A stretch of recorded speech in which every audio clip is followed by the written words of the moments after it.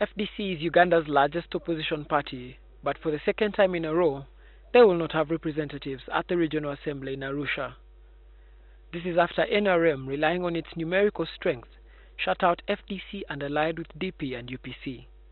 During NTV's On the Spot program, FDC Vice President for Eastern Region Ali Salaso says the NRM hatched a meeting to lock them out of EALA. We were trying to negotiate so we could have more than 2 slots. Somehow, the UPC and the DP just went aside and did their quick negotiation. Then, of course, we lost out completely. We felt funny. Could this be a new alliance built on principles of civility, goodwill, and a national agenda? Or is it built on the proverbial quicksand? But what stands out now is that they pursued a narrow agenda.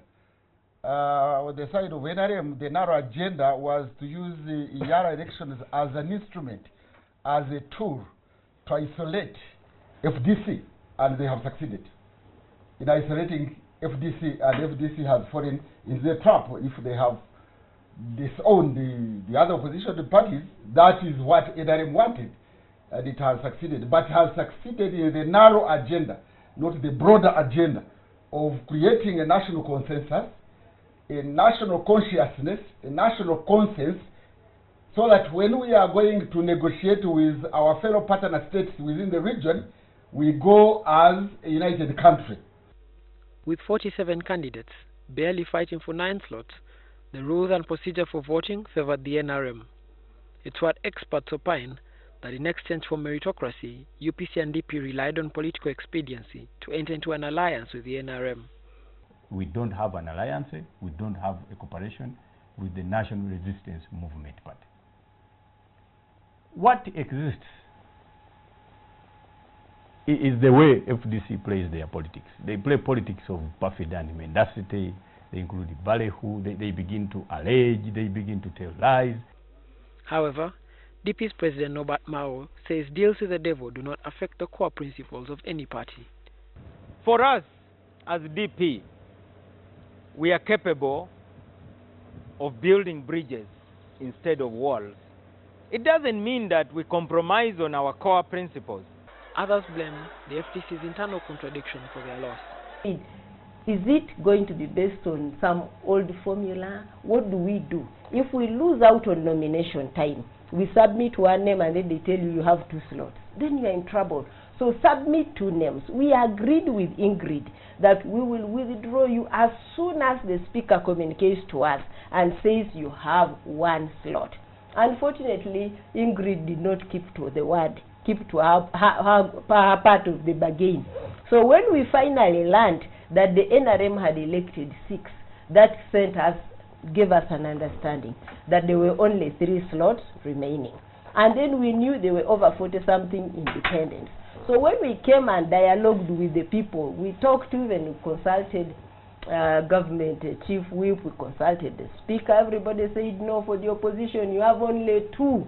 And we thought out of good faith we would withdraw Ingrid. Unfortunately, Secretary General's office was closed for some clear reason. Those are our internal challenges. During his address in Masindi district on the 30th NRM anniversary, President Museveni said Mbide belongs to the good DP, a revelation which critics believe meant he is pliant to the whims and fancies of the regime. She herself turned around and refused to write the letter. So that gave us a dilemma, and we had to communicate to Parliament anyway. Being that it was politics in Parliament, we made a political communication.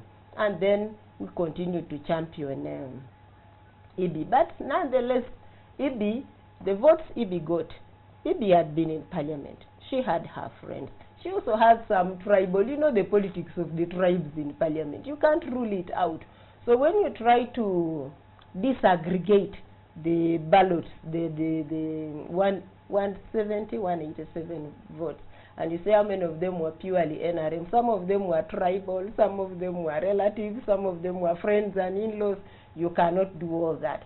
So, but what I can say is that we put up a very good candidate.